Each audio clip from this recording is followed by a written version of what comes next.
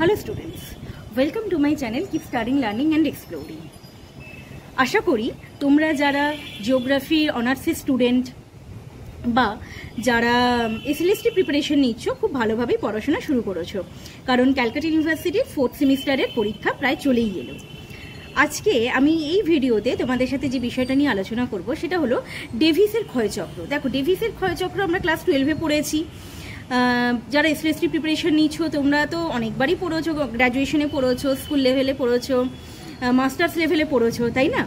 তো আজকে একটু সহজভাবে বুঝে নিই, পড়বো এই কারণেই, কারণ কীরকম অ্যানালিটিক্যাল প্রশ্ন আসলে আমি কত তাড়াতাড়ি উত্তরটা করতে পারবো, একটু সেইভাবে বুঝে নিই। দেখো, পুরো ক্ষয়চক্রর ডিটেলস তোমরা যে কোনো নোট বা বইতে পেয়ে যাবে, আমি আর সেগুলো মেনশন করছি না। কিভাবে লিখবে পরীক্ষায়, মানে যারা অনার্সের স্টুডেন্ট আছে, এই ডেসক্রিপটিভ কোয়েশ্চেন এলে কিভাবে লিখবে, কী পয়েন্টগুলো মেনশন করবে, আর যারা এসএলএসটি প্রিপারেশন নিচ্ছ কী ধরনের, এখান থেকে কী ধরনের এমসিকিউ আসলে তোমরা কিভাবে উত্তরটা তাহলে দিতে পারবে। চলো তাহলে শুরু করা যাক। আর অবশ্যই যারা নতুন আমার চ্যানেলটা সাবস্ক্রাইব করে রেখো, তাহলে তোমরা পরবর্তী আপডেটগুলো পেয়ে যাবে। Thank you. দেখে নিই যে ডেভিস তার এই স্বাভাবিক ক্ষয়চক্রের ধারণায় কি বলেছেন। আচ্ছা, স্বাভাবিক বলা হচ্ছে কেন?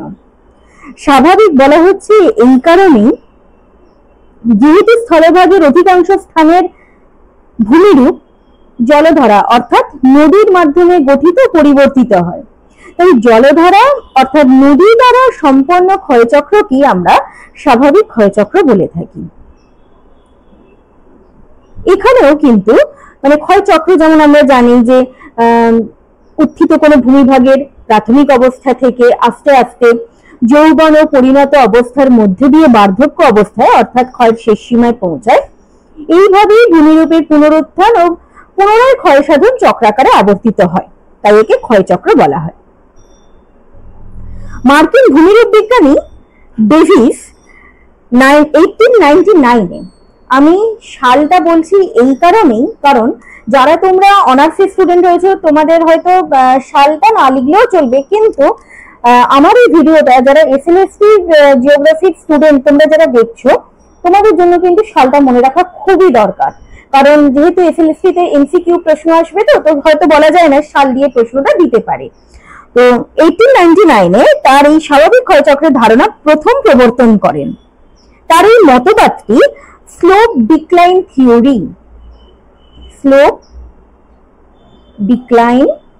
থিওরি, অর্থাৎ ঢাল হ্রাস মতবাদ নামে পরিচিত। ডেভিস তার এই ক্ষয়চক্রে, মানে ডেভিসের মতে ভূমিরূপ নির্ভর করে 3টি উপাদানের ওপর। সেগুলো কি কি? একটা হলো গঠন, যা হলো স্ট্রাকচার, প্রক্রিয়া অর্থাৎ প্রসেস, এবং সময় বা পর্যায় অর্থাৎ টাইম অর স্টেজ, এই 3টি উপাদানের উপর।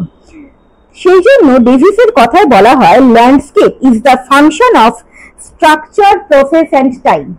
দেখো, তোমরা এই থিওরিটা যে কোনো টেক্সট বইতে পেয়ে যাবে জিওগ্রাফি, কিন্তু আমি চাই খুব ভালো করে তোমরা বুঝে নাও, যাতে যে কোনো অ্যানালিটিক্যাল প্রশ্নের উত্তর তোমরা এখান থেকে দিতে পারো ভালোভাবে যদি বুঝে নাও। তাহলে এখানে যে গঠনের কথা বলা হয়েছে, মানে স্ট্রাকচার, গঠন বলতে কি বোঝায়? সেই অঞ্চলে শিলার কাঠিন্য কতটা, অর্থাৎ শিলা নরম শিলা নাকি কোমল শিলায় গঠিত, শিলাতে নতি, ভাঁজ, চ্যুতি, প্রবেশ্যতা কিরকম রয়েছে, অর্থাৎ শিলার সেই চরিত্রটাকে বোঝাচ্ছে। প্রক্রিয়া বলতে কি বোঝাচ্ছে? প্রক্রিয়া বা পদ্ধতি বা প্রসেস বলতে ভূমিরূপ গঠনকারী যেসব প্রভাব বিস্তারকারী প্রক্রিয়া, অর্থাৎ আবহ বিকার, ক্ষয়ীভবন, নদী, হিমবাহ, সমুদ্র তরঙ্গ, ভৌম জল, বায়ু প্রবাহ, এই যে এতগুলো এজেন্ট রয়েছে, জিওমরফিক এজেন্ট রয়েছে, তারা কিভাবে ভূমির রূপ প্রদান করছে। আর সময় বা পর্যায় বলতে কি বোঝায়? কত সময় ধরে এইসব প্রাকৃতিক শক্তি ওই অঞ্চলে কাজ করছে এবং ভূমিরূপকে পরিবর্তন করছে, একটা রূপ থেকে আর একটা রূপে পরিবর্তন করছে। অন্যভাবে বলা যায়, সময়ের ব্যবধানে ভূমিরূপের যেসব পরিবর্তন ঘটে সেগুলোকে যদি আমরা একসাথে করি, তবে এক একটি পর্যায় বা অবস্থার অন্তর্ভুক্ত হয়। যেমন আমরা এখানে দেখতে পাবো বা ছবিতে যেটা দেখতে পাচ্ছি, যৌবন, প্রৌঢ়, বার্ধক্য, এইগুলো। সুতরাং কি প্রকৃতির শিলায় কোন ধরনের প্রাকৃতিক শক্তি কত সময় ধরে ক্ষয়কাজ করে চলেছে তার উপর নির্ভর করে সেখানকার ভূমিরূপের গঠন। এরপরে আমরা দেখে নিই এই স্বাভাবিক ক্ষয়চক্রের কিছু পূর্ব শর্ত বা প্রিকন্ডিশনস।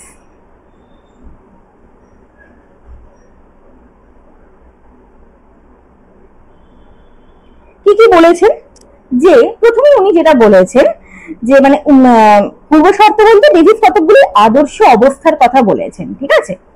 প্রথমে যেটা বলেছেন যে সমুদ্র থেকে উত্থান, অর্থাৎ ভূমিভাগকে একটি জিওলজিক ইউনিট হিসাবে সমুদ্র থেকে উত্থিত হবে, মানে সি লেভেল থেকে তার উচ্চতা বৃদ্ধি পাবে, কোয়াইট সিম্পল। নাম্বার 2, উল্লম্ব ও দ্রুত উত্থান, অর্থাৎ এই উত্থানটা কিভাবে হবে, অবশ্যই আর্থ মুভমেন্ট বা ভূ আলোড়নের প্রভাবে, এবং সেটা হবে উল্লম্ব ভাবে, এবং এই উত্থানটা যথেষ্ট দ্রুত হবে।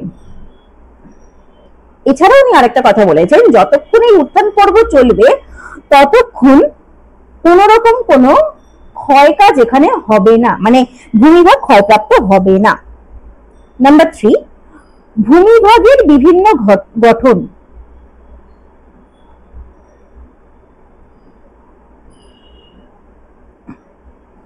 মানে ভূমিভাগটির গঠন কিরকম হবে, সেটা ভাঁজযুক্ত হবে নাকি চ্যুতিযুক্ত হবে, ইত্যাদি। নাম্বার 4, শিলার গঠন,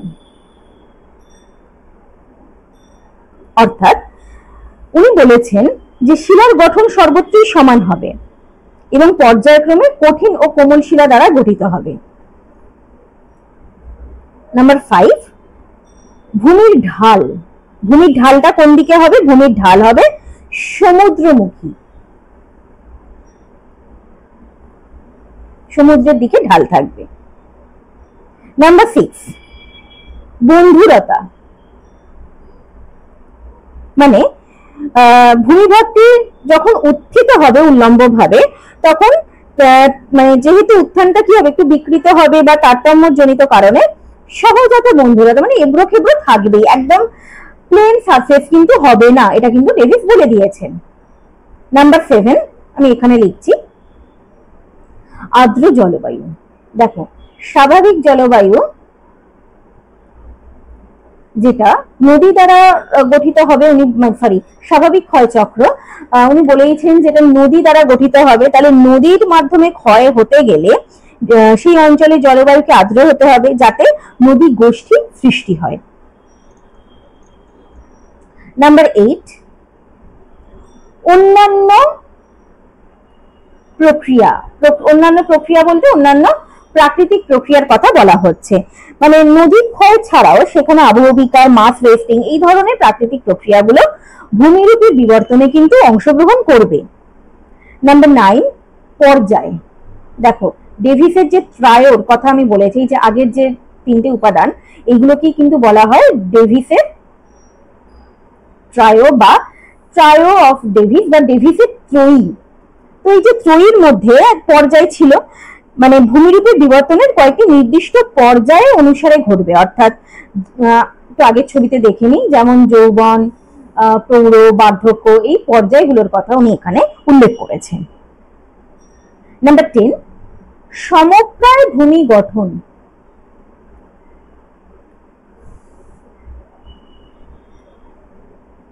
মানে ক্ষয় যখন শেষ হতে আসবে, শেষ হতে থাকবে, তখন শেষের দিকে সমগ্র ভূমিভাগটি একটি প্রায় সমতল সমপ্রায় ভূমিতে পরিণত হবে, যাকে উনি বলেছেন পেনিপ্লেন। এই ব্যাখ্যায় আমরা পরে আসছি যখন ডিটেইলসে আলোচনা করব পুরো পর্যায়গুলো। একটি সমপ্রায় ভূমি বা পেনিপ্লেন গঠিত হবে, তার উচ্চতা সমুদ্রপৃষ্ঠের কাছাকাছি হবে। এমনিতে তো উনি ঢাল বলেই দিয়েছেন যে ঢালটা হবে সমুদ্রমুখী, এবং যখন পেনিপ্লেনটা গঠিত হবে পেনিপ্লেনটা সমুদ্রপৃষ্ঠের মানে কাছাকাছি থাকবে। নাম্বার 11, ক্ষয়ের শেষ সীমা, মানে ক্ষয় কতদিন ধরে চলবে, ক্ষয়ের তো একটা শেষ আছে, তো শেষটা কোথায় হবে? যখনই সমুদ্র পৃষ্ঠ পর্যন্ত ক্ষয় কার্যটা এগিয়ে আসবে, সমুদ্র তলই হবে ক্ষয়ের শেষ সীমা, সমুদ্রতল। ঠিক আছে, এই ক্ষয়ের শেষ সীমাকে ইংরেজিতে বলা হয় বেস লেভেল অফ ইরোশন, সেটা হবে সমুদ্রতল। আর সমুদ্রতলে এসে ভূমির আর কোনো অস্তিত্ব থাকবে না, আর ক্ষয় করারও কোনো বিষয় নেই। নাম্বার 12, লাস্ট শর্ত, স্থিতিশীলতা। কার স্থিতিশীলতা? অবশ্যই ভূমিভাগের স্থিতিশীলতা, মানে ক্ষয় যতদিন চলবে ততদিন কিন্তু আর কোনো রকম ভূয়ালোড়নও হবে না, বা হলেও ভূমিভাগের উত্থান হবে না। এটা ডেভিসের মত, ডেভিস বলেছেন, অনুমান করেছেন। যদি ঘটে তাহলে সেখান থেকে নতুন ক্ষয়চক্র আবার শুরু হবে। মানে মনে করা যাক যে যৌবন পর্যায়ে যতদিন চলছে, হঠাৎ করে ভূ আন্দোলন হলো, নতুন ভূমির উত্থান হলো। নতুন ভূমি উত্থানের পর কিন্তু আর সেটা যৌবনের পর পরিণত হবে না, তাহলে পুনরায় যৌবন পর্যায়ে কিন্তু আবার শুরু হবে। তাহলে এতগুলো হলো ডেভিসের ক্ষয়চক্রের পূর্ব শর্ত। তো আগের ছবিতে ফিরে যাই। তাহলে এই যে ক্ষয়চক্রের মডেল, এখানে উনি কি কি বলেছেন? আমরা যদি একটু ছবিটা দেখি তাহলে দেখব যে যৌবন পর্যায়ে, অর্থাৎ এই জায়গায় উনি বলেছেন যে ভূমি দ্রুত উত্থান হবে।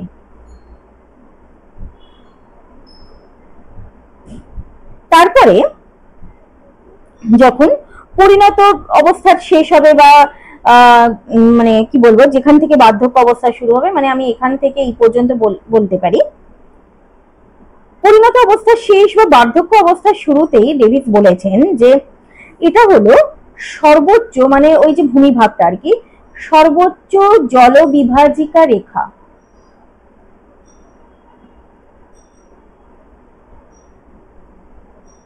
আর এই যে ঢাল অংশটা, এই যে ঢালটা, এই ঢালটা বলেছেন উত্তল অবতল ঢালযুক্ত, উত্তল অবতল ঢালযুক্ত উপত্যকার পার্শ্বদেশ। আমি আর বেশিটা লিখলাম না। এবং যেই আস্তে আস্তে ভূমির উচ্চতা কমে যাবে, সমুদ্রের কাছাকাছি যেই চলে আসছে, এইখানে প্লাবন ভূমি গঠিত হবে। এবং এই প্লাবন ভূমিতে যে ভূমির উপর যে অংশটি ক্ষয় প্রতিরোধ করে দাঁড়িয়ে থাকবে অনুচ্চ টিলার ন্যায়, সেগুলো কি উনি বলেছেন মোনাড নক। অর্থাৎ এরপরে এই মোনাড নকটা আমরা কোথায় দেখতে পাবো? পেনিপ্লেন বা যে সমপ্রায় ভূমি আমি একটু আগে শর্তে বললাম, পূর্ব শর্তে আলোচনা করলাম, সেখানে মোনাড নক দেখা যাবে এবং আস্তে আস্তে ক্ষয় শেষ সীমায় ভূমিরূপটি পৌঁছে যাবে।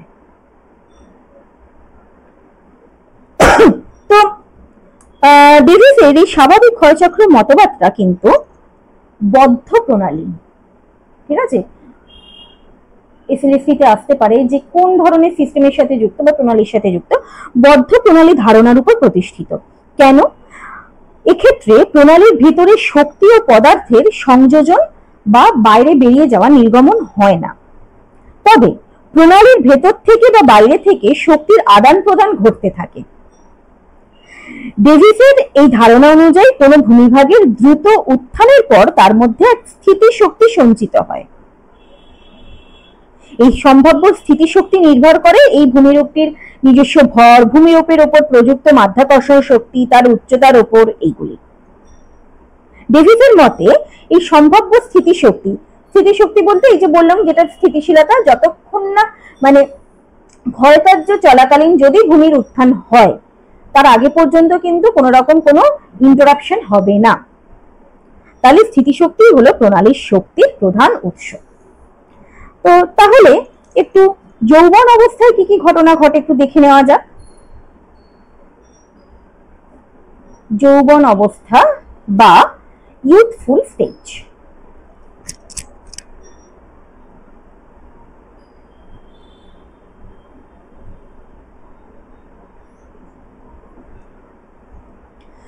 দেখো, ভূমির উত্থান হলো, তার মানে তার মধ্যে সেই সহজাত বন্ধুরতা থাকবে। এই সহজাত বন্ধুরতা নিয়ে একটা ভূমিভাগ সমুদ্র থেকে উল্লম্বভাবে উত্থিত হলো। এই উত্থান পর্ব শেষ হওয়ার পরেই শুরু হয় ভূমিভাগের যৌবন অবস্থা। তখন বিভিন্ন নদী সেই জায়গাটাকে ক্ষতবিক্ষত করে, নদী দ্বারা ক্ষয়কাজ শুরু হয়। এর ফলে সেখানে কি কি উল্লেখযোগ্য বৈশিষ্ট্য আমরা দেখতে পাবো। প্রথমেই আমরা যেটা দেখতে পাবো যে অনুগামী নদী সৃষ্টি হবে। অনুগামী নদী বা যেটাকে আমরা বলি কনসিকুয়েন্ট স্ট্রিম। ঠিক আছে, কিভাবে? ভূমির এই প্রাথমিক ঢাল বরাবর অনুগামী নদী সৃষ্টি হবে। এইসব অনুগামী নদীর আবার ছোটখাটো অনেক উপনদী থাকবে। এগুলো মস্তক ক্ষয় করে, মানে এই যে উচ্চ অংশ থেকে নদীগুলো সৃষ্টি হচ্ছে এদেরকে মস্তক ক্ষয় করবে। ঠিক আছে, বা যাকে আমরা বলি হেডওয়ার্ড ইরোশন। তাহলে মস্তক ক্ষয় আমরা কোথায় দেখতে পাবো? যৌবন অবস্থায়। মস্তক ক্ষয় করে বা উৎসের দিকে ক্ষয়ের মাধ্যমে প্রসারিত হবে, মানে ব্যাকওয়ার্ড ইরোশন যেটাকে বলা হয়। এদের উপত্যকাগুলো পরস্পর সংযুক্ত হয়ে একটি জলনির্গম প্রণালী গড়ে তুলবে।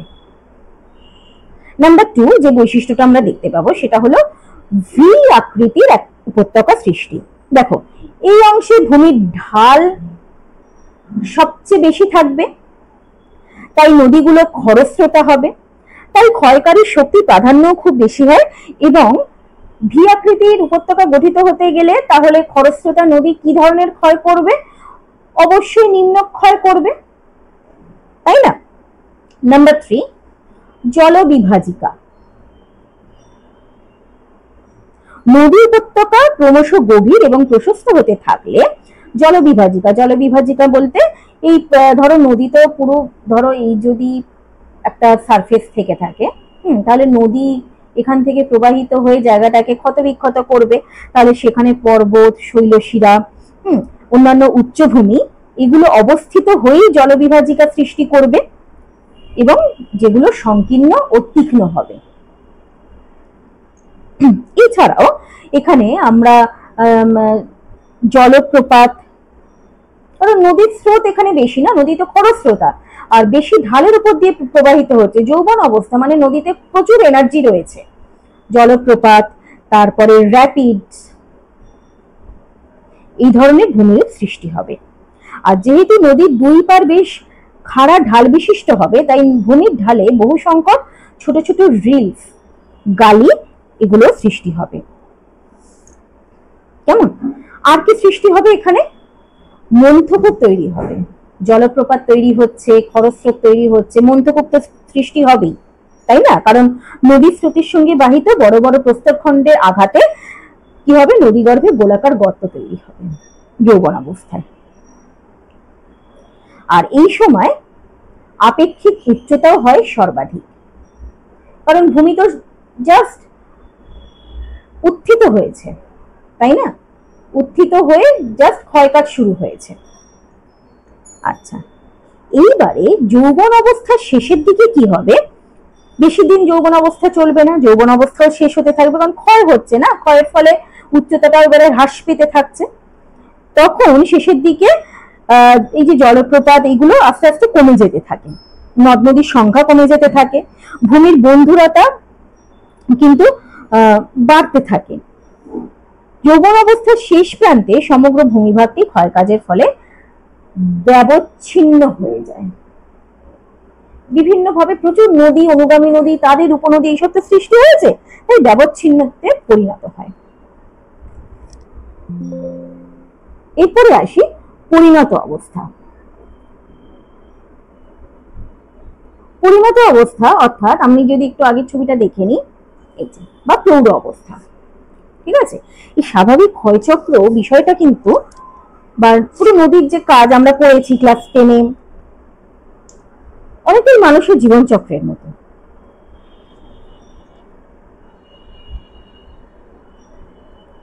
পরিণত অবস্থা বা ম্যাচিউর স্টেজ।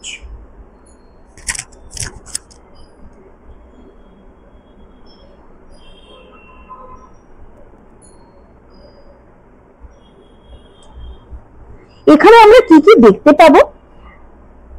মানে যৌবন অবস্থার শেষে ভূমিভাগটি যখন তার উত্থিত হওয়ার সময়কার সব চিহ্নই মুছে ফেলে, সেই সময় থেকে পরিণত অবস্থা শুরু হয়।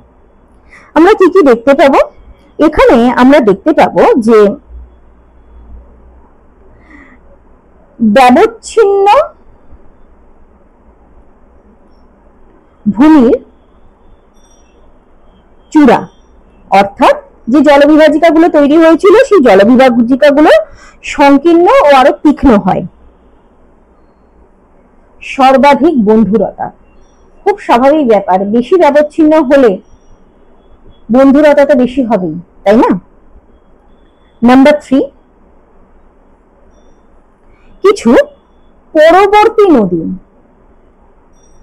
বা সাবসিকুয়েন্ট স্ট্রিম এছাড়াও আরো অন্যান্য নদী সহ সবচেয়ে বেশি সংখ্যক নদ নদী এই অবস্থায় প্রবাহিত হয়।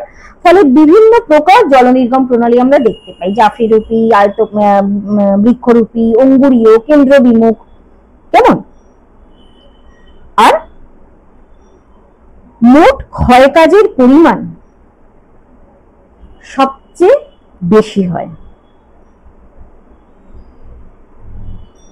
এই 4টে প্রধান বৈশিষ্ট্য আমরা পরিণত অবস্থায় প্রথমেই দেখে নেব। আচ্ছা, তারপরে আমরা কি দেখতে পাবো? তারপরে আমরা দেখতে পাবো যে ক্রমহ্রাসমান, যে আপেক্ষিক উচ্চতাটা তো বেশি ছিল অন্যান্য জায়গা থেকে, আশেপাশের জায়গা থেকে, ক্রমহ্রাসমান আপেক্ষিক উচ্চতা।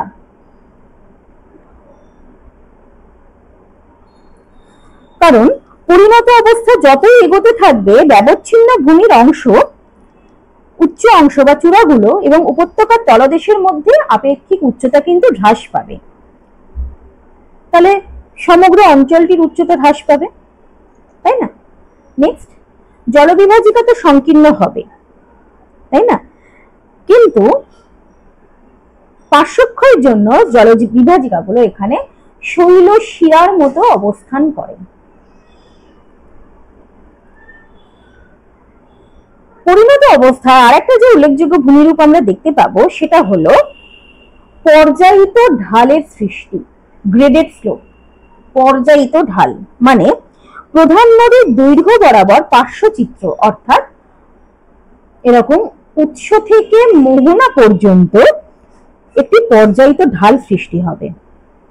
নদীর ক্ষয়কাজ এবং বহন কার্যের মধ্যে যখন একটা সমতা আসে তখন এই ধরনের ঢাল গড়ে ওঠে। কিন্তু এটা কিন্তু আমরা দেখতে পাবো শুধু মূল নদীর বরাবর, উপনদীগুলোতে পর্যায়িত ঢাল নাও থাকতে পারে। আচ্ছা, আর কি দেখতে পাবো? বিভিন্ন ভূমিরূপ আমরা দেখতে পাবো। বিভিন্ন ভূমিরূপ বলতে যেমন প্রশস্ত ভি আকৃতির উপত্যকা, মানে সংকীর্ণ থেকে প্রশস্ত হবে, প্লাবন ভূমি তৈরি হবে, মিয়েন্ডার তৈরি হবে, কারণ যেহেতু ঢাল পরিবর্তন হচ্ছে, তাই না? আচ্ছা, নদীর মাঝে মাঝে আমরা বার বা যেটাকে বালুচর বলি, মগ্নচড়া বা শোল, মগ্নচড়া, এগুলো আমরা দেখতে পাবো। আর নদীর সংখ্যা হ্রাস পেতে থাকবে, কারণ নদীগুলো নিজ অববাহিকা অঞ্চলে বা পার্শ্ববর্তী অববাহিকা অঞ্চলে নদীগুলোকে তো গ্রাস করে ফেলছে। তাহলে ছোট ছোট নদীগুলোকে গ্রাস করলে নদীর সংখ্যা কমে যাবে। এবং পরিণত অবস্থায় কিন্তু নিম্নক্ষয় বলতে আর কিচ্ছু থাকে না, নিম্নক্ষয় পুরোপুরি বন্ধ হয়ে যায়। পরিবর্তে পার্শ্বক্ষয়ের কারণে নদী ও উপত্যকাগুলো ক্রমশ প্রশস্ত হয়ে পড়ে। মানে যৌবন অবস্থায় আমরা যে ভি আকৃতির উপত্যকা দেখেছি, পরিণত অবস্থায় আমরা সেটা এইরকম অনেকটা ইউ আকৃতির উপত্যকা দেখব। এবারে দেখে নেওয়া যাক বার্ধক্য অবস্থা বা ওল্ড স্টেজ। ক্ষয়চক্রের শেষ অবস্থা, নিম্নক্ষয় বন্ধ হয়ে যায়, শুধুমাত্র পার্শ্বক্ষয় চলতে থাকে। দেখো, যৌবন পর্যায়ে নদীর ক্ষয়টাই ছিল প্রধান কাজ, যৌবন অবস্থায় ক্ষয়ই ছিল প্রধান।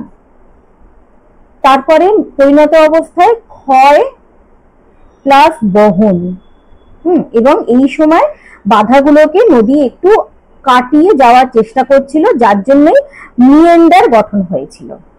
আর এই সময় পার্শ্বক্ষয় কম হয়, কিন্তু যা হয় বেশিরভাগটাই সঞ্চয়। তাহলে কি হবে? তাহলে এখানে আমরা প্রথমেই দেখতে পাবো অগভীর ও প্রশস্ত বা চওড়া উপত্যকা।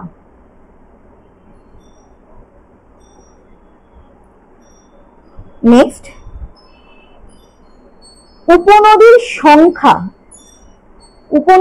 সংখ্যা এখানে কমে যাবে, কারণ উপনদী আর কিন্তু ঢাল কমে গেলে আর কোনো উপনদী তৈরি হবে না, তখন মূল নদী প্রবাহিত হবে এবং মূল নদীতেও এনার্জি বা শক্তি কমে যাবে, তার ফলে মূল নদী থেকে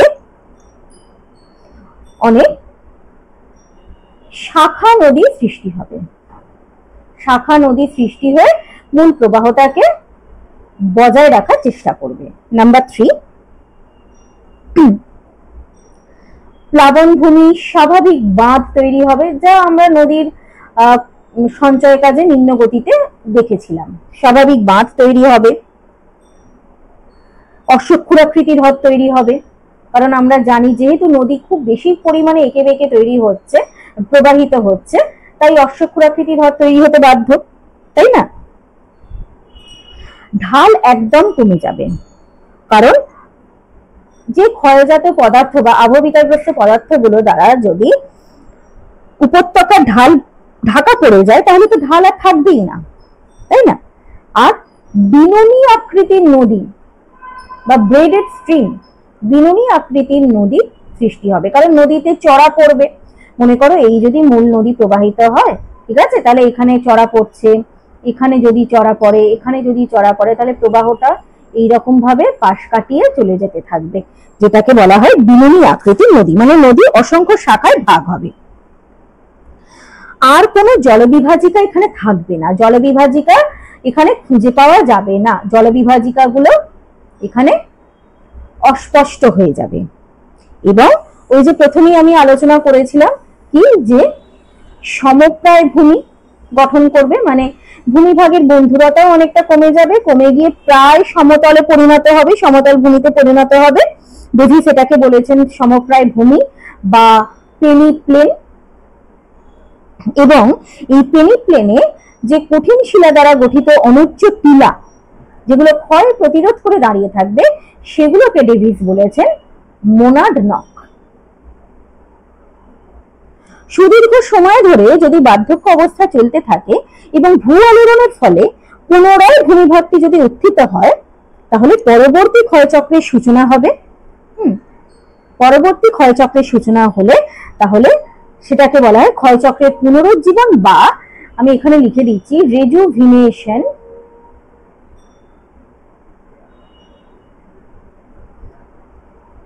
অফ সাইকেল অফ ইরোশন,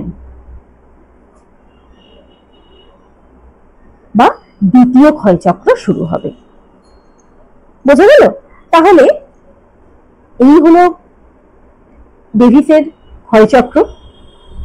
খুব ভালো করে তোমরা বুঝে নাও, যাতে এখান থেকে এসএলএসটি স্টুডেন্টদের জন্য বলছি, তোমরা খুব ভালোভাবে এমসিকিউ রেডি করতে পারো এবং অনার্সের স্টুডেন্টরা তোমরা খুব ভালোভাবে বোঝো, এবং তোমাদের কাছে যে বই আছে বা যে নোট পড়ছো, তাহলে দেখবে সেটা পড়ে নিলে তোমাদের কিন্তু এই পড়ার মনে থাকাটা দীর্ঘস্থায়ী হবে।